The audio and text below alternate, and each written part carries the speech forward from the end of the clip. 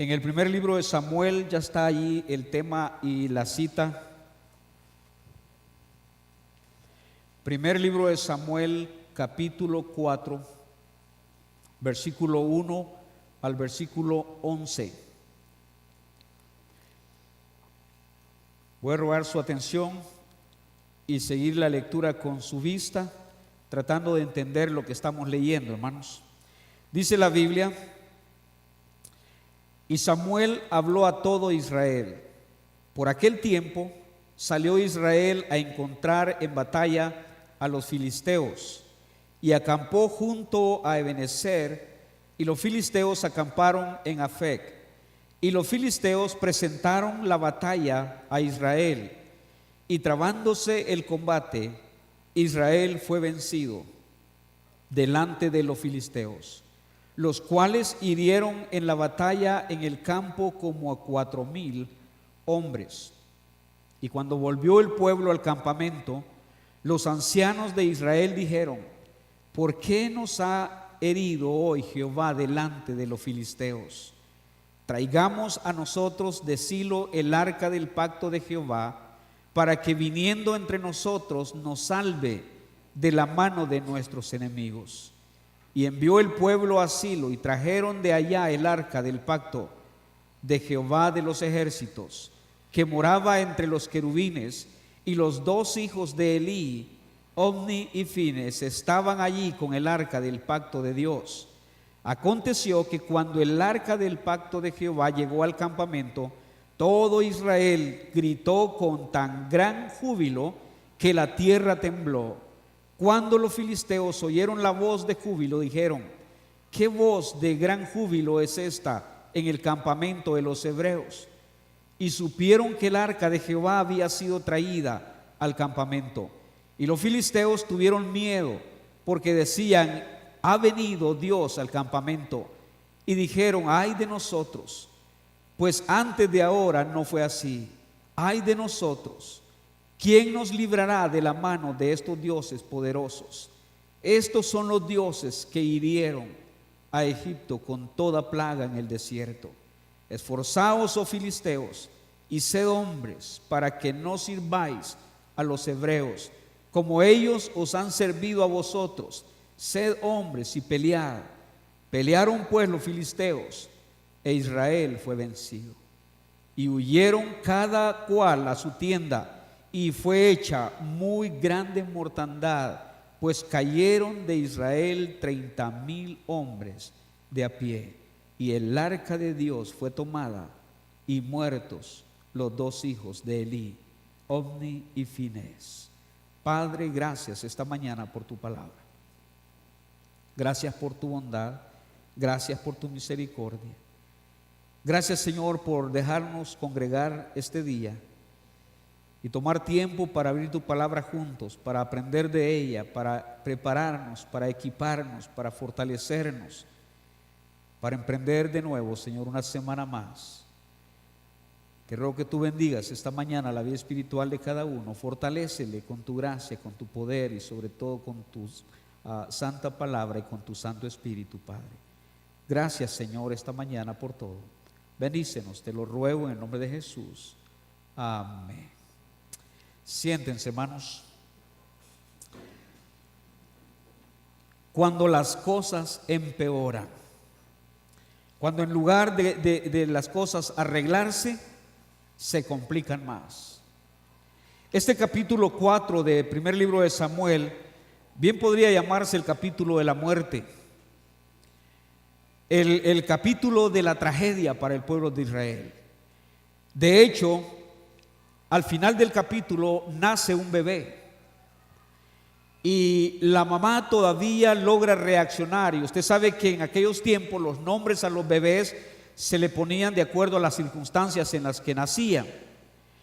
Y las circunstancias en las que está naciendo un bebé en este capítulo eran bien críticas. Este bebé de hecho está naciendo huérfano. Su papá acaba de morir. Es uno de los dos hijos de Elí. Es Fines, el papá. Y luego la mamá, cuando se entera de lo que está pasando, da a luz y muere también. pero todavía logró reaccionar. Y versículo 21 del capítulo 4 dice la Biblia: y llamó al niño Icabod, diciendo: traspasada es la gloria de Israel, por haber sido tomada el arca de Dios y por la muerte de su suegro y de su marido. Dijo pues: traspasada es la gloria de Israel, porque ha sido tomada el arca de Dios. Primero murieron sus dos hijos. Cuando Elí recibe la noticia, por ser viejo, dice la Biblia, se cayó, se desnucó y murió. Y cuando su nuera, la esposa de Fines, se da cuenta, da a luz y muere también. 4 muertes en un solo capítulo, y el arca de Dios tomada por los filisteos, y el pueblo de Israel vencido en 2 ocasiones consecutivas, cuando las cosas empeoran. En la vida, hermanos, las cosas pueden llegar a andar muy mal. En la vida las cosas pueden llegar a empeorar bastante. En la familia las cosas pueden llegar a empeorarse. Pueden llegar a andar muy mal, aunque muchas veces no lo parece, no lo aparenta. La familia puede llegar a andar muy mal. Y es muy probable que las cosas se sigan empeorando en la vida personal y en la vida familiar. En el trabajo, en los negocios, en lo económico, las cosas pueden llegar a andar muy mal. Las cosas pueden llegar a empeorarse a extremos impredecibles. Yo creo nadie podía predecir el extremo al que las cosas se habían empeorado en el pueblo de Israel. Quizá nadie pensaba que las cosas podían llegar allí. En la iglesia las cosas pueden llegar a andar muy mal, en todo sentido. En el país las cosas pueden llegar a andar muy mal, y no digamos en el mundo entero. Ustedes y yo miramos las noticias y nos damos cuenta que ni nuestros países ni el mundo entero están mejorando. Al contrario, están empeorando cada día más, cuando las cosas empeoran. Por lo regular, en su mayoría, la mayoría de seres humanos reaccionamos cuando las cosas ya andan muy mal. Eso es casi que por naturaleza. El ser humano reacciona no cuando las cosas están comenzando a ponerse mal. Por lo regular, los humanos no reaccionamos cuando las cosas apenas están comenzando a empeorar. Casi siempre reaccionamos cuando las cosas ya han empeorado, cuando las cosas ya llegaron o ya están llegando a donde nunca creímos que podían llegar. Cuando las cosas llegan a esos extremos, cuando las cosas ya empeoraron demasiado, entonces apenas comenzamos a reaccionar. Hombres y mujeres buscamos soluciones cuando ya se está al límite, cuando las cosas muchas veces ya no tienen remedio, ya no tienen remedio. En 2 ocasiones la Biblia dice, hablando del pueblo de Israel, que ellos hicieron escarnio de los mensajeros de Dios, y ellos menospreciaron sus palabras, se burlaron de los profetas. Y dice la Biblia, hasta que subió la ira de Jehová contra su pueblo. Y este versículo termina diciendo: y no hubo ya remedio. Y no hubo ya remedio. El escritor del libro de los Proverbios dice: su calamidad vendrá de repente, súbitamente será quebrantado y no habrá remedio. En esos puntos, hermanos, en esos extremos es cuando por lo regular hombres y mujeres buscamos soluciones, cuando ya nada se puede hacer. ¿Cuánta gente busca soluciones cuando ya tocó fondo? Cuando ya llegó al fondo, cuando ya todo se deterioró, cuando ya se perdieron todas las oportunidades que un día se tuvieron, cuando las cosas ya andan muy mal. Y entonces buscamos soluciones, y entonces buscamos ayudas, y regularmente buscamos soluciones muy lejos de donde en realidad deberíamos de buscarlas, como Israel está haciendo aquí. A Israel le ha venido yendo duro ya días atrás, y cuando por fin decide buscar una solución a sus problemas y a las derrotas que ha estado viviendo, Israel busca soluciones muy lejos de donde debería haberlas buscado. Parece un tanto aceptable el que los ancianos hayan dicho: ¿sabe qué? Vayamos y traigamos el arca de Dios para que estando entre nosotros nos dé la victoria y tengamos victoria. Cualquiera podía decir: esa es una buena decisión. Eso es buscar soluciones acertadas. No es buscar decisiones o soluciones acertadas. Israel en realidad no está haciendo lo que debería de hacer. Las soluciones, hermanos, que Israel está buscando en esta situación eran soluciones muy superficiales. Lo que Israel está haciendo no arregla su problema de fondo, no arregla su problema de corazón, no arregla su problema de comunión con Dios. Algo ellos están haciendo en su desesperación cuando las cosas ya han empeorado bastante. Y dicen: vamos a traer el arca. Eso no era la solución.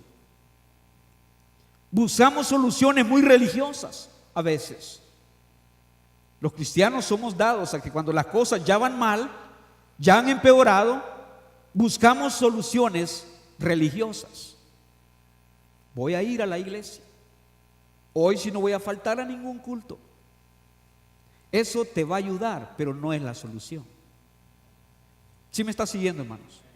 Te va a ayudar, en algún culto le va a pegar algo, pero nada más estar llegando a la iglesia porque estás afligido, porque las cosas han empeorado, porque las cosas están yendo mal, porque hay cosas que no hayas cómo resolverlas, y la primera cosa que se te ocurre es: voy a la iglesia, hoy sí voy a ir a la iglesia. No te quiero desanimar, pero esa no es la solución. A menos que la primera vez que vengas a postrarte a este altar y a entregar tu vida al Señor como debe de ser. Eso sí. Pero nada más venir a sentarte y salir como entraste y no guardar lo que Dios te va a dar, no te sirve. Estás perdiendo tu tiempo. Estarías mejor en la casa ahorita. Si vas a venir a oír y no aplicar a tu vida y no entregar tu vida a Dios como debería de serlo, eso no te arregla las cosas. Es necesario venir al altar, hermanos, o doblar tu rodilla donde estás, y con un corazón quebrantado y contrito, humillarte de veras, en serio, y entregarte a Dios. Eso sí. Por lo regular buscamos soluciones muy supersticiosas, los cristianos a veces. Creemos que hacer ciertas cosas religiosas nos va a ayudar, nos va a solucionar.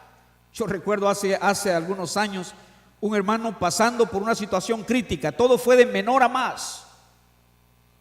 Cada vez se fue empeorando hasta que llegó a perder su hogar. Llegó a perder a su esposa, llegó a perder a sus hijos, llegó a quedarse solo, durmiendo en el carro, así como lo oye. Y en esos días este hermano se desesperó, se preocupó, las cosas empeoraron.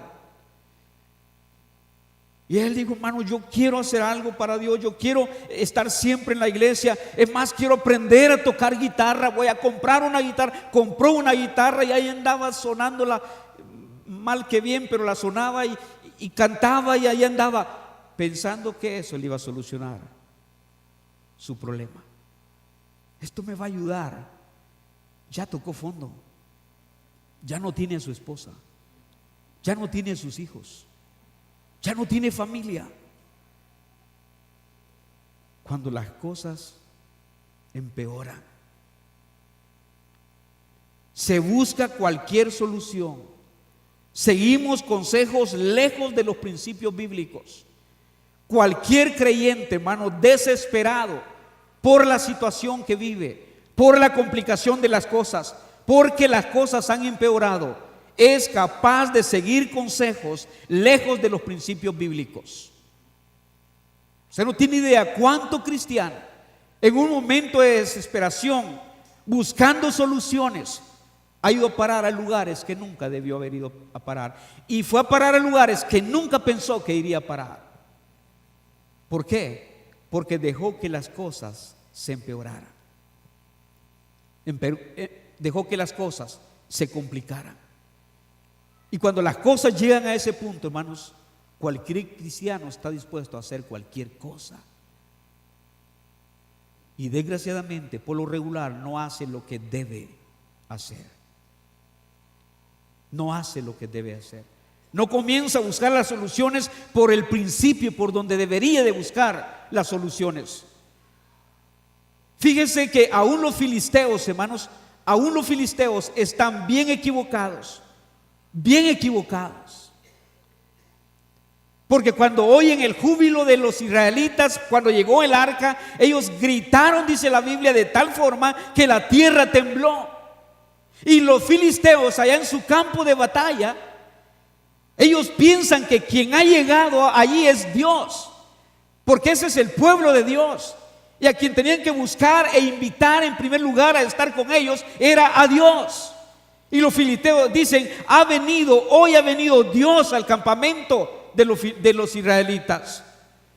Pero los israelitas andan lejos de buscar esa solución.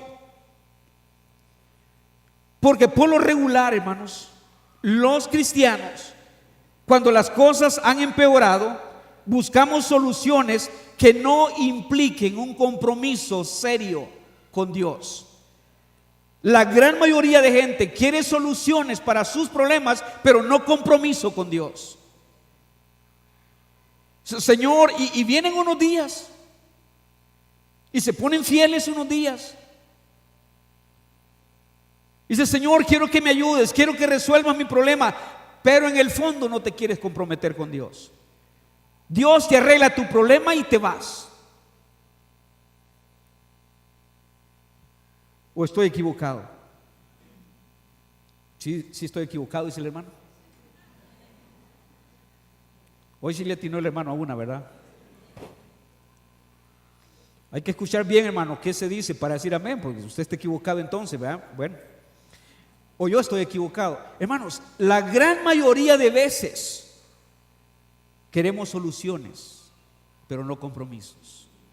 Si a esta iglesia toda la gente que ha llegado buscando soluciones, buscando arreglar sus problemas, buscando salir de su situación, buscando salir del pozo, buscando que las cosas no sigan empeorando, si toda la gente que ha llegado buscando eso se hubiera quedado en esta iglesia, hermanos, tendríamos serios problemas. Serios problemas. Buscamos soluciones que no implican una entrega total a Dios. Así de lejitos. Queremos que las cosas se arreglen, pero sin que Dios se meta tanto en nuestra vida. O sea: Señor, necesito tu ayuda, pero no te metas tanto en mi vida. Si lo puedes hacer ahí nomasito desde la puerta, gracias, pero no quiero que te metas a la sala y te acomodes ahí, porque qué pena tenerte en la sala de mi casa. Quieren soluciones, pero que no implique una entrega total a Dios. Queremos que las cosas se arreglen, pero sin que Dios se meta. Israel, hermanos, estaba viviendo uno de sus peores momentos, de veras. Uno de sus peores momentos. Las cosas estaban empeorando, las cosas habían empeorado, las cosas iban de mal en peor. ¿Usted puede detectar algo en su vida? ¿Usted puede detectar algo en su familia? En lo que puede darse cuenta y decir: miren, las cosas en mi vida, en mi familia, no están mejorando. Están, al contrario, yendo de mal en peor. Así van las cosas, de mal en peor. ¿Por qué no reaccionas ahora que todavía no has tocado fondo? ¿Por qué no reaccionas hoy que las cosas todavía no están complicadas al extremo?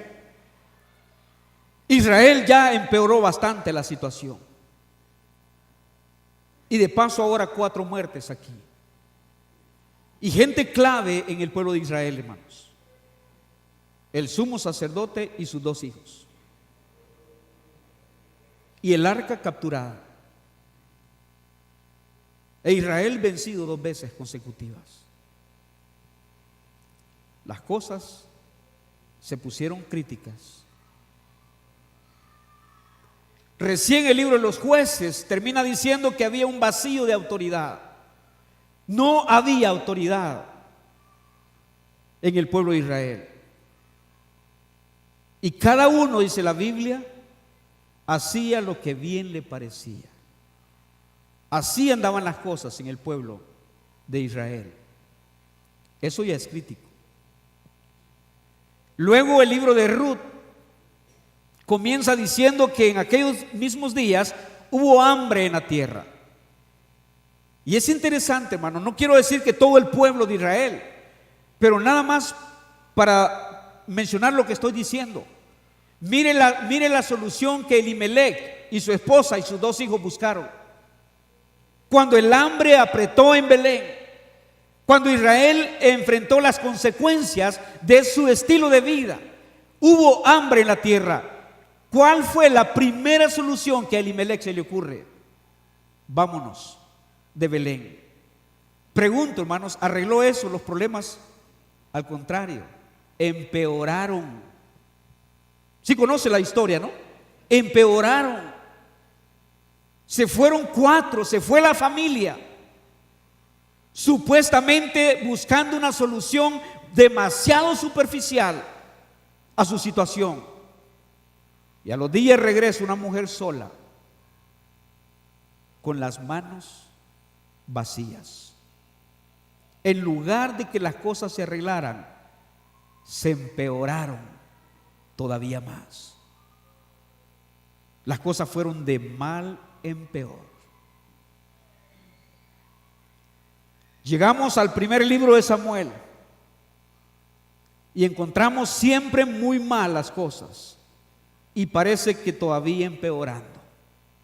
Jueces, Ruth, primer libro de Samuel, y no hay solución por ningún lado. Lo que el pueblo está haciendo para buscar, para resolver su problema, no es lo que debe de hacer. A lo que el pueblo está recurriendo para que las cosas mejoren en su vida, no es a lo que tienen que recurrir. No es eso lo que tienen que hacer. Los hombres encargados de ministrar a Dios, imagínense, llegando al primer libro de Samuel, los hombres encargados de ministrar a Dios, al pueblo de Dios, los que eran líderes en el pueblo de Israel, eran hombres impíos. Así lo llama la Biblia. Eran hombres impíos. Y con un hombre o con hombres impíos al frente es para predecir que las cosas van a ir de mal en peor. Ellos eran impíos, pero estaban en los cargos, estaban en los puestos. ¿Sabe Dios cómo vivían? ¿Sabe Dios qué hacían? A no ser lo que la Biblia nos dice, que trataban mal las ofrendas, dormían con las mujeres en la puerta del tabernáculo. Y sabe Dios qué más hacían. Esos eran los líderes del pueblo de Israel. Ellos eran los hombres encargados de ministrar a Dios. Eran impíos y dice la Biblia que en realidad no conocían a Dios. Hermanos, es fácil aparentar que conozco a Dios cuando en realidad no le conoces a Dios. Tu estilo de vida, tu conducta delata si realmente conoces a Dios o no. Los hijos de Elí no conocían, dice la Biblia, a Dios, por lo tanto no respetaban lo santo. Hermanos, un impío, mire, no espere que un impío respete lo santo. No esperemos que un impío tenga reverencia ante lo que debería de tener reverencia. Estos impíos dormían con las mujeres en la puerta del tabernáculo y les daba igual. Andaban riéndose como que todo está de maravillas y durmiendo con las mujeres. y viviendo impíamente y haciendo impíamente. No podemos esperar que trataran los santos con reverencia. No les importaban las cosas sagradas, en realidad no les importaba. Eso de santo, eso de sagrado, lo tomaban como cualquier cosa. Primer libro de Samuel, capítulo 2, versículo 17. Primer libro de Samuel, capítulo 2, versículo 17.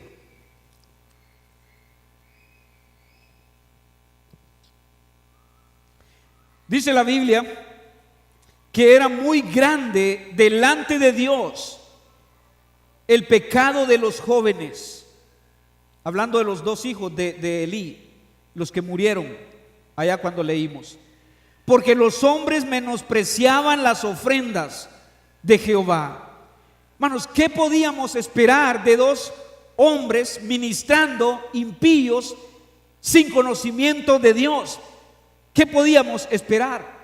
Más que su pecado delante de Dios fuera grave, fuera grande, y que menospreciaran las ofrendas de Jehová, que vieran lo santo como cualquier cosa. Y por lo mismo, capítulo 3, versículo 1. Por lo mismo, hermanos, capítulo 3, versículo 1, ahí el primer libro de Samuel, está conmigo. Dice: el joven Samuel ministraba a Jehová en presencia de Elí, y la palabra de Jehová escaseaba en aquellos días, y no había visión con frecuencia. Qué sequedad espiritual, hermano. Qué ausencia. Dios necesitaba instrumentos realmente para hacer llegar su palabra, pues no había. Apenas hay un muchacho creciendo ahí. Apenas hay un hombre que va a llegar a ser fiel, va a llegar a ser profeta, va a llegar a ser sacerdote del pueblo de Israel, pero apenas es un jovencito creciendo. Apenas es alguien a quien Dios ni siquiera le ha llamado del todo. Y que cuando Dios le llamó no entendía que Dios le estaba llamando. Y quien debería de ayudarle a entender el llamado, ni siquiera él lo entendía. Qué trágico, hermano. Qué estado de cosas aquel al que el pueblo de Israel ha llegado. La palabra de Jehová escaseaba en aquellos días. No se oía palabra de Dios. No había un profeta levantándose para hablarle al pueblo de Israel. No había visión con frecuencia. El pueblo estaba a la deriva. No hay dirección de Dios. No hay mensaje de Dios. No hay palabra de Dios. No hay consejo de Dios. El pueblo avanza a ciegas. Eso complicaba más las cosas, porque significa que Dios había dejado de comunicarse con su pueblo. Qué difícil para un pueblo de Dios, acostumbrado a recibir palabra de Dios, y de repente por su misma condición no la recibe más, y no hay cómo hacerla saber. Me imagino que habrá habido algunos pocos que sufrían por eso. Dios, háblanos. Dios, queremos oírte, queremos saber mire, David cuando iba a ir a la guerra hablaba con Dios, le preguntaba a Dios y le decía: Dios, voy a la guerra, salgo a la guerra. Y Dios decía: no, no salgas a la guerra. Hermanos, cuando Dios no está, cuando no hay palabra de Dios, ¿a quién preguntarle? ¿A quién decirle: Señor, voy, Señor, háblame? ¿Recuerda el extremo al que Saúl llegó? Cuando estando con los filisteos, estando en la deriva en que estaba, habiendo tocado fondo, clamándole a Dios y Dios no teniendo respuesta. ¿Dónde fue a parar Saúl? Con una adivinadora. Cuando el creyente toca fondo, cuando las cosas se empeoran y busca soluciones, regularmente la busca donde no debe y busca las que no son. Saúl dijo a Samuel: Dios no me escucha, Dios no me oye, se ha apartado, estoy solo, no sé qué hacer. Mano, literalmente Saúl tocó fondo. Las cosas se empeoraron hasta ir a parar con una divina y hacer lo que hizo. Años atrás, las cosas habían comenzado apenas a ir mal en la vida de Saúl. Y nunca le puso atención a eso cuando las cosas comenzaron a ir mal, hasta que por fin las cosas empeoraron al extremo que empeoraron. Y Dios dijo: no más. ¿Recuerda cuando Samuel lloraba por Saúl? Dios llegó al punto de decirle a Samuel: ¿por qué lloras a Saúl, habiéndolo yo desechado? ¿Por qué lloras por él? Qué difícil, hermano. Dios no estaba comunicándose con su pueblo. Habían perdido la bendición de oír la palabra de Dios y de conocer el mensaje de Dios. Las cosas habían empeorado. La cosa está demasiado crítica. Estaban a la deriva. Capítulo 4, versículo 2. Vea de paso. Capítulo 4, versículo 2. Y los filisteos presentaron la batalla a Israel, y trabándose el combate, ¿qué dice? Israel fue vencido de delante de los filisteos, y aquí murieron 4,000 hombres. Israel fue vencido. Hermanos, dan ganas de llorar, ¿no? Una tras otra.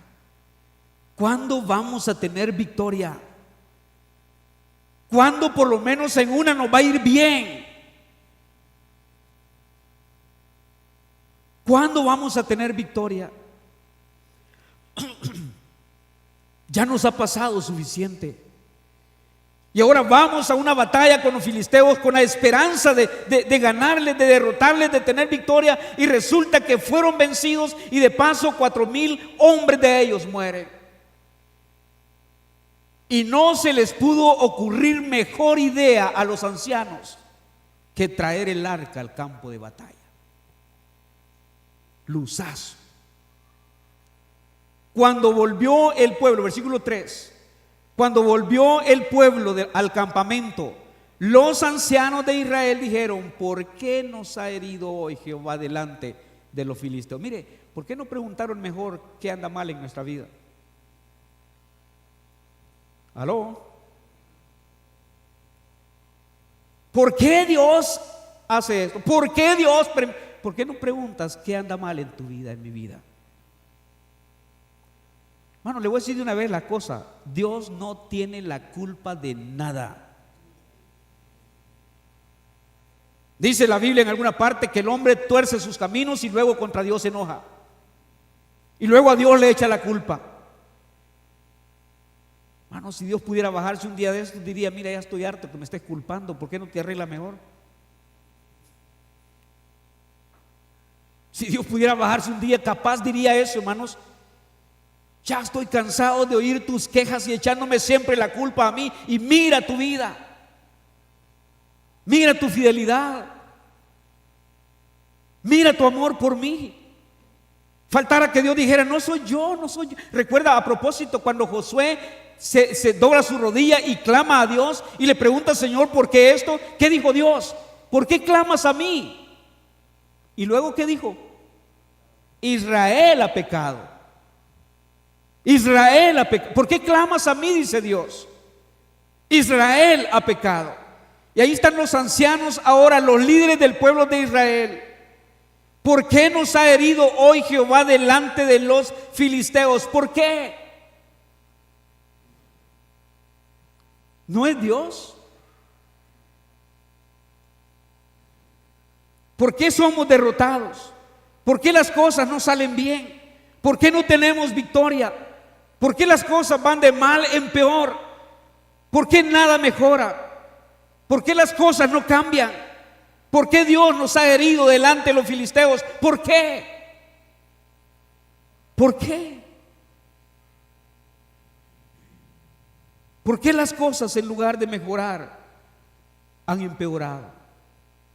¿A alguien le está yendo así?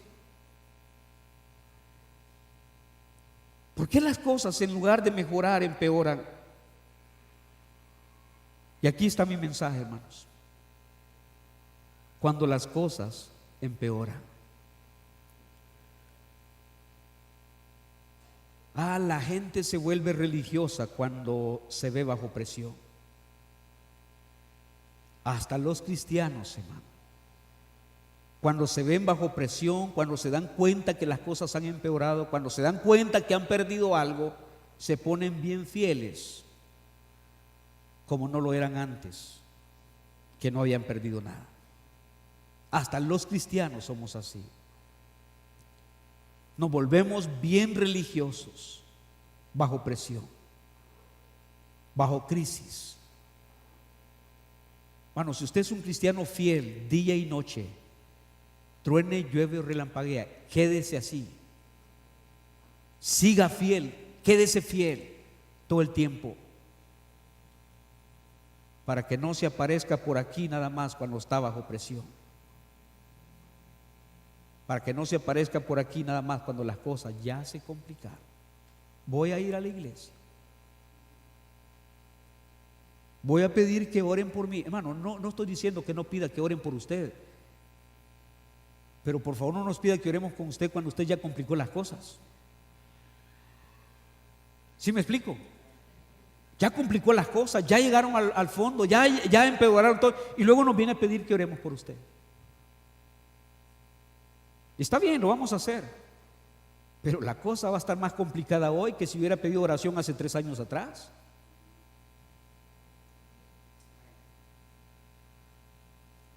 Si hace algunos años atrás nos hubiera pedido oración, estaba más fácil. Usted hubiera pedido oración con más esperanza. Pero le aseguro cuántos cristianos piden oración y ni ellos mismos tienen esperanza de que las cosas van a cambiar. ¿Por qué? Porque ya tocaron fondo, ya empeoraron, ya se complicaron tanto las cosas. ¿Por qué nos ha herido hoy Jehová? Cuando las cosas no están saliendo bien, la gente hace cosas que creen que les van a ayudar. No hacen lo que deben, pero hacen lo que creen que me va a ayudar. Yo pienso que eso me va a ayudar. Los ancianos de Israel tuvieron una reacción religiosa, un leve sentimiento espiritual.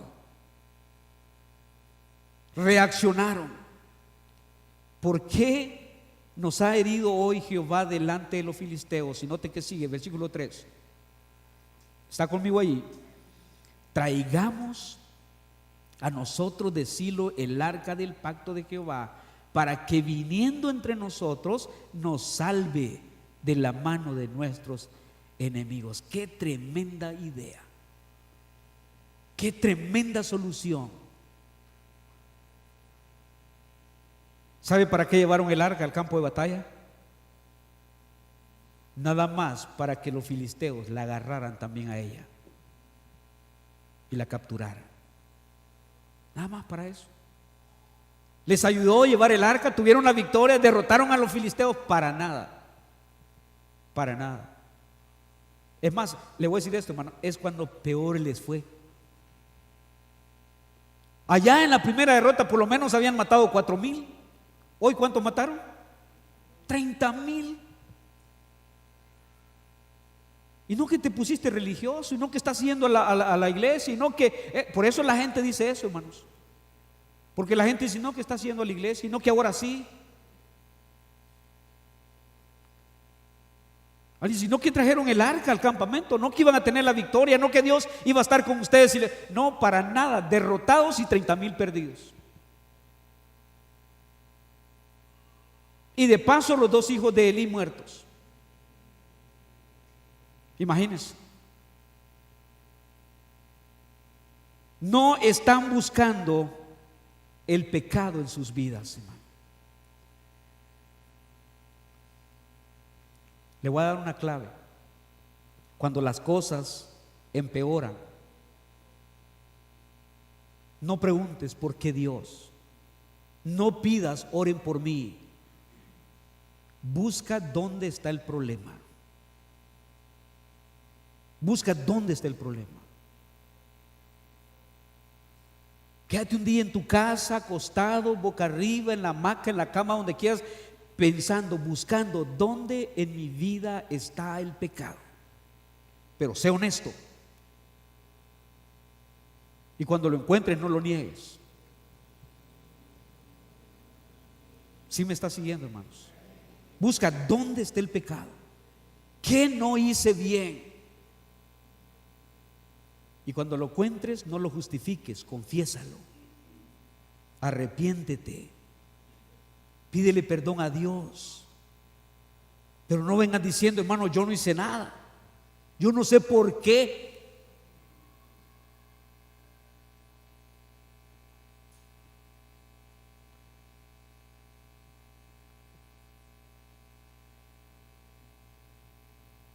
Nunca había oído tan clarito el zumbido de los ventiladores como ahorita, hermano.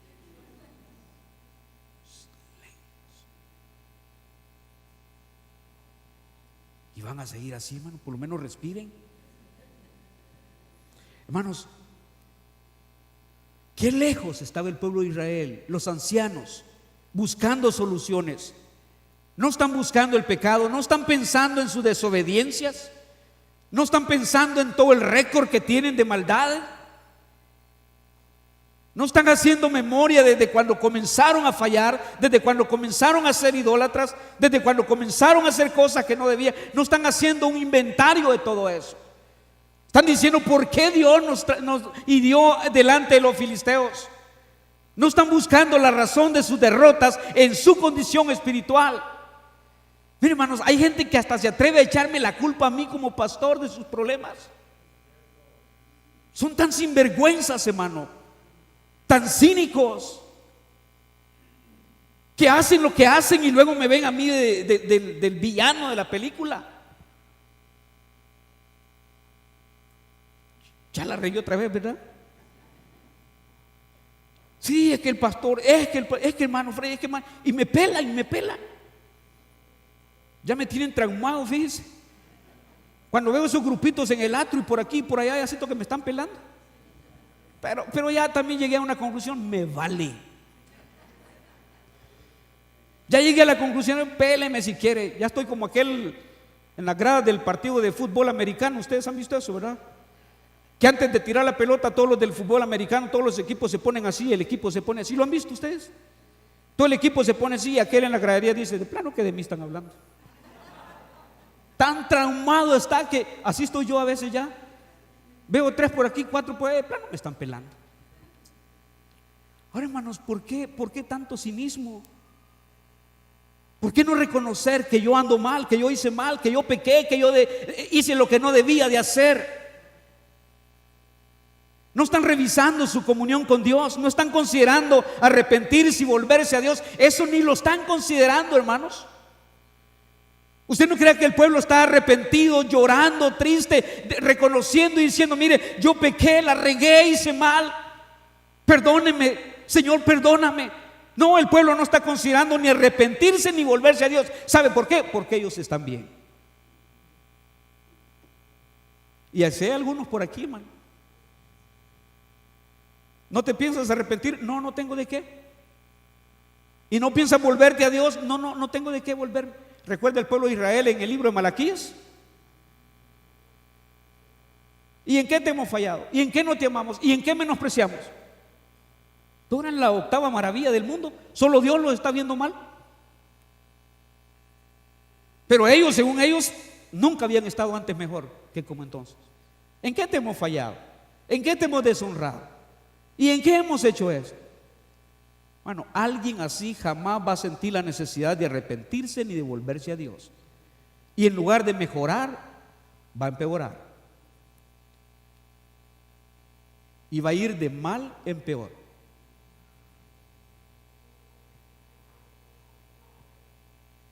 Lo primero que se les ocurre es traer el arca del pacto de Jehová entre ellos para que eso les salve. Imagínense, pura religión, hermanos, pura religión. Traigamos el arca, dijeron. Vea versículo 4, para que se ría un poquito, hermano. Versículo 4. Y envió el pueblo a Silo y trajeron de allá el arca del pacto de Jehová de los ejércitos, que moraba entre los querubines. Y note esto, y los dos hijos de Elí, Omni y Fines, estaban allí con el arca del pacto de Dios. ¡Qué maravilla!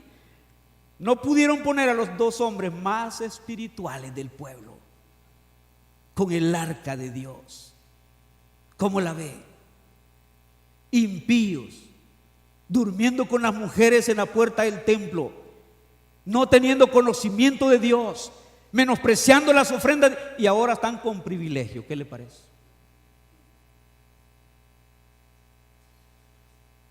Y este es otro ministerio aparte del que tenía. Y los dos hijos de Elí, Omni y Fines, estaban allí con el arca. ¿Sabe, hermanos? Están con el arca dos hombres, acerca de los cuales Dios ya resolvió hacerlos morir. Dios ya llegó a esa conclusión. Ellos dos van a morir. Fíjese cómo andaban las cosas, hermano. Si la Biblia no nos dijera la calidad de hombres que eran, nosotros no estaríamos pensando nada de eso. Y diríamos: amén, hermano, ay, qué bendición que Omni y Fines están ahí con el arca, qué tremendos hombres de Dios. Así pasa cuando gente sirve a Dios y no conocemos qué está pasando en sus vidas. Decimos: tremendo hermano, tremendo hombre, tremendo líder, tremendo aquello. Conoce primero. Deberíamos. Fíjese lo que está sucediendo aquel día. Omni y Fines estaban allí con el arca del pacto. Los impíos, los que no tenían conocimiento de Dios, los que dormían con las mujeres en la puerta del tabernáculo, los que menospreciaban las ofrendas de Israel. Israel estuvo contento a pesar de todo. Hicieron fiesta, hicieron algarabía, gritaron a mano a ver. Según ellos tenían resuelta la situación. Ya la hicimos, ya trajimos el arca, hoy sí tendremos victoria. Ya nos pusimos religiosos, ya tenemos el arca entre nosotros.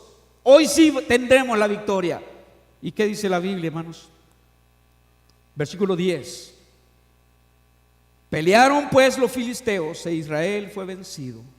Y huyeron cada cual a sus tiendas.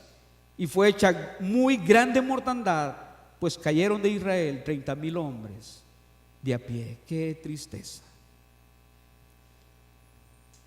¿Cuánta gente en nuestros días piensa igual que aquellos ancianos de Israel cuando las cosas empeoran? ¿Cuánta gente en nuestros días piensa igual? Y lo más triste, hermano, ¿cuántos cristianos piensan igual que aquellos hombres?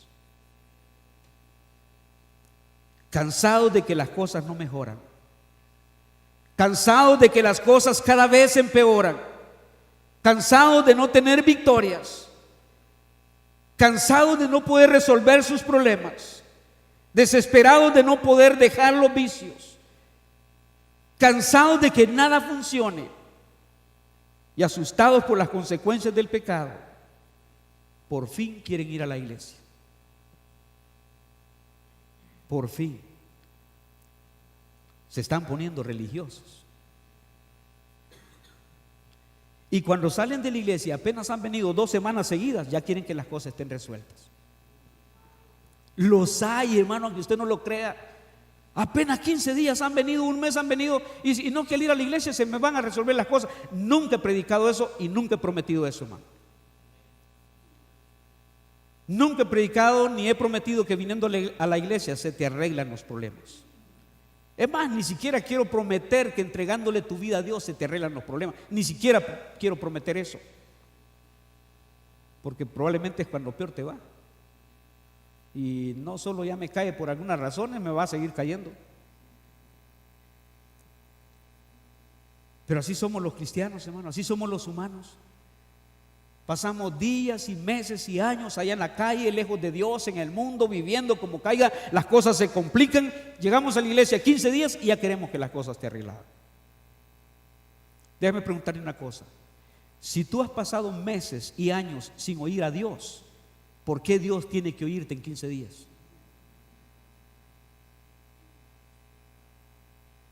Si tú no quieres ni oír a Dios de ninguna forma, ¿por qué cuando las cosas empeoran quieres que Dios te oiga a ti, así, rápido, ya.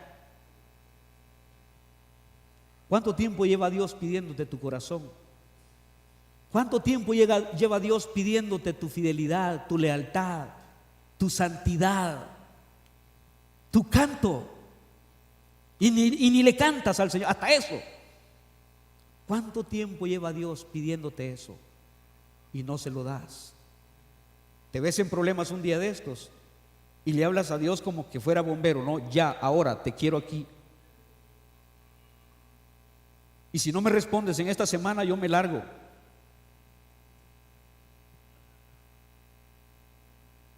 No es así la cosa, hermanos. Pero así es como es, lamentablemente. Por fin creen que ya es suficiente. Ahora sí, un leve sentimiento espiritual. Deciden, hoy sí voy a comprar una Biblia, y de esas grandotas. Hoy sí voy a comprar una, y es más, la voy a abrir en el Salmo 91 y ahí la voy a mantener abierta. Pura superstición, hermano. Usted va a la casa de algunos cristianos y encuentra eso. La Biblia abierta en el Salmo 91 por la cabecera de su cama o en el mueble de la sala. Échale un ojazo la próxima vez que llegue. Si es que cuando se da cuenta que está llegando no la cierran. Y pasa a ser que la Biblia, échale un ojazo a ver, Salmo 91. Eso es pura superstición religiosa, hermanos. La Biblia dice: el que habita al abrigo ¿de quién? Del Altísimo. Del Altísimo.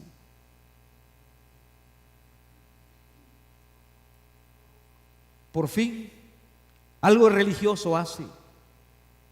Ahora, le tengo una mala noticia, y con esta mala noticia quiero terminar, hermanos. Miles han buscado una iglesia y las cosas no han cambiado.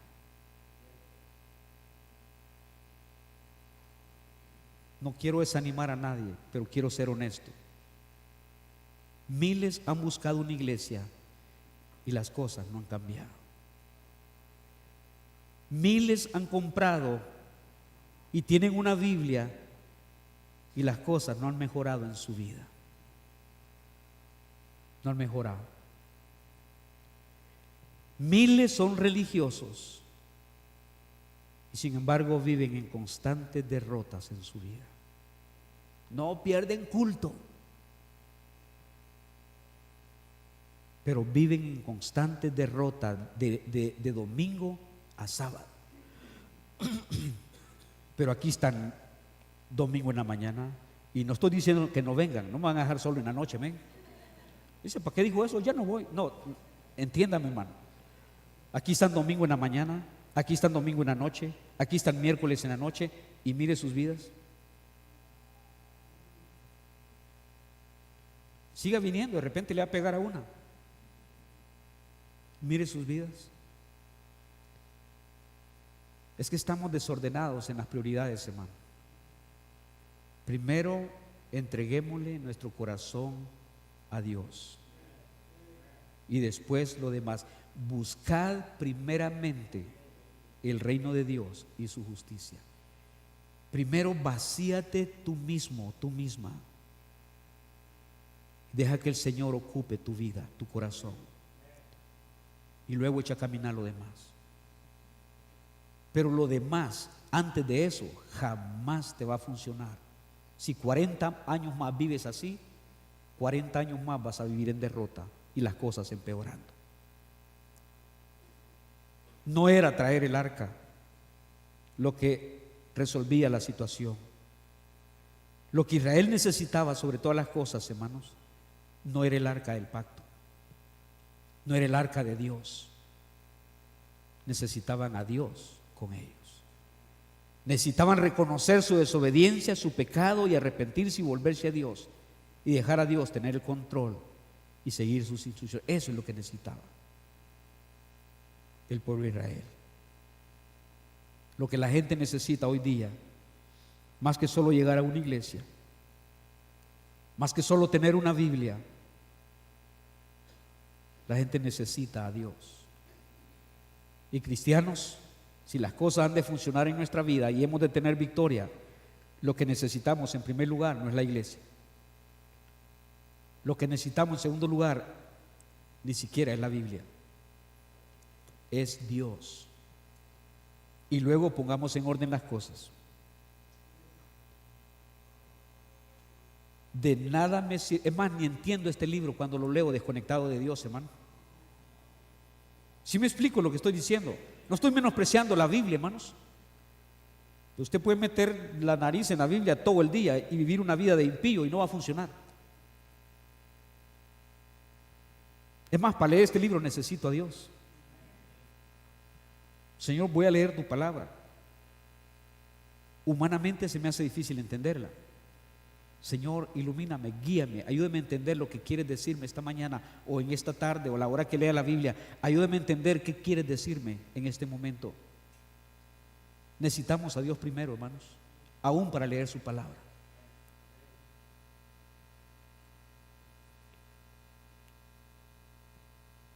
Las cosas siguieron empeorando, fueron derrotados, el arca capturada, 4,000 habían muerto, 3,000 murieron después, los hijos, dos hijos de Elí muertos. Cuando Elí oyó la noticia, cayó y murió, y su nuera al oír que Elí moría también murió. Haga la cuenta, 4,000 en la primera derrota, capítulo 4, versículo 2, 30,000 en la segunda derrota. ¿Cuántos van? ¿Cuántos? 34,000. Más los dos hijos de Elí, si es que no están incluidos en los 30,000. Digamos que no. 34,002. Súmele Elí, 34,003. Y súmele la nuera. El capítulo de la muerte. Tal vez hubiera estado mejor así el tema de mi mensaje, ¿verdad? El capítulo de la muerte. Hermanos, ¿qué necesitamos cuando las cosas empeoran?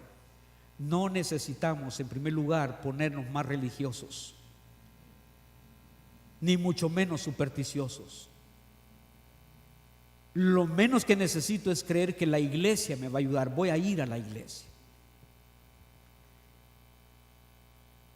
Si no va a venir a la iglesia para poner su corazón y su vida en este altar, no le prometo que la cosa va a funcionar. Y cuando las cosas no funcionen, no alegue. No diga, tanto que voy a la iglesia y las cosas no funcionan, ¿y para qué voy a...? Es que estás mal por eso. Es que nada más vienes a la iglesia, pero no has venido a Dios con tu corazón y con tu vida. ¿Cómo andan las cosas ahora mismo? ¿Están empeorando?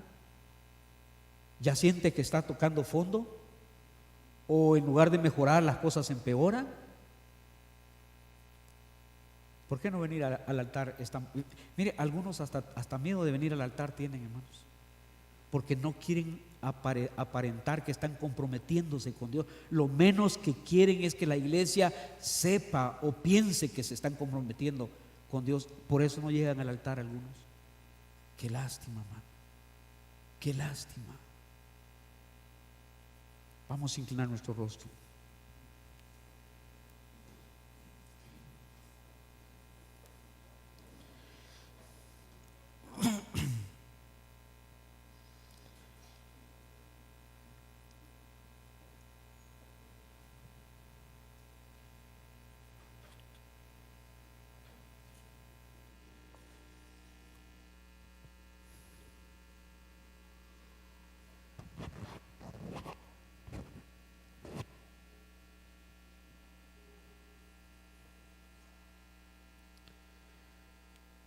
Padre, qué bueno estar esta mañana en tu casa. Es en tu casa, Señor, donde puedes hablar a nuestras vidas, a nuestros corazones. Es aquí donde venimos para estar quietos un rato y atentos a tu palabra, y abriendo la Biblia para leer en ella. Es aquí, Señor, donde puedes hablar a nuestros corazones muchas veces. Y Señor, si esta mañana has hablado a alguien, ojalá su vida nunca volvería a ser la misma.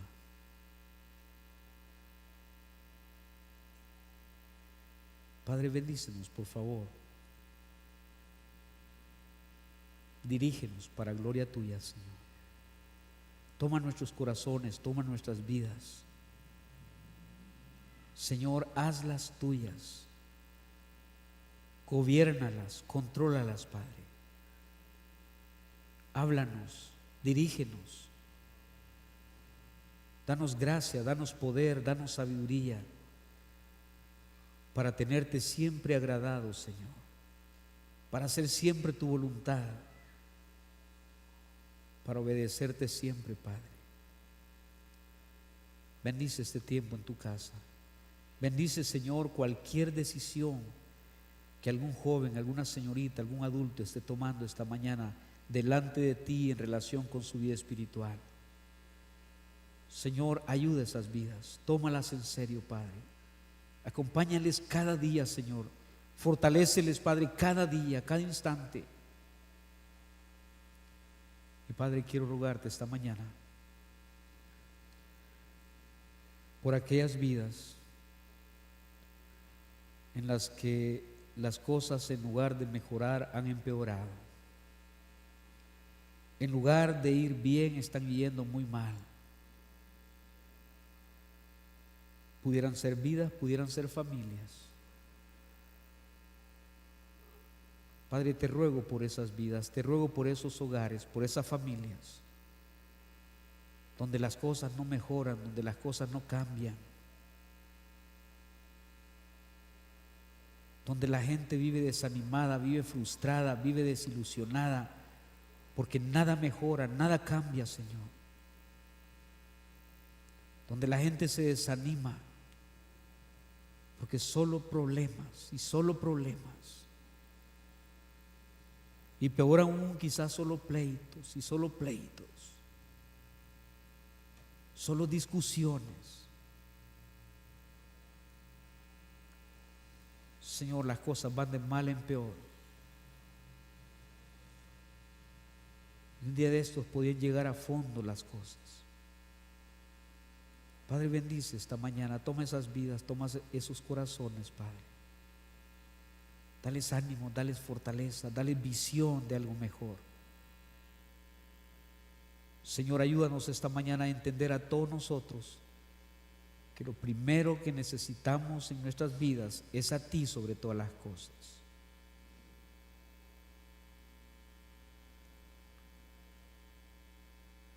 Después de tenerte a ti, Señor, en nuestras vidas, como el centro de nuestras vidas, todo lo demás comienza a cobrar valor. Todo lo demás comienza a ser importante y necesario, cuando primeramente tú estás en el centro de las vidas, Padre. Bendice a los jóvenes y señoritas en esta iglesia. Señor, ayúdales a entender la vida espiritual, ayúdales a entender qué es ser un cristiano. Ayúdales, Señor, a entender qué significa haber aceptado a Jesús como su Salvador personal. Ayúdales, Señor, a tener valor de hacer compromisos y tomar decisiones serias contigo, Padre. Y ayúdanos a los adultos también. Ayúdanos, Señor, en nuestras vidas. ¿Cómo te ruego esta mañana que tú ayudes, Padre, esas vidas que han ido de mal en peor, donde nada mejora? Señor, hazte cargo esta mañana. Tómalas en tus manos con tu gracia y con tu poder y resuelve, Señor, resuelve, Padre. Da soluciones, Señor. Gracias.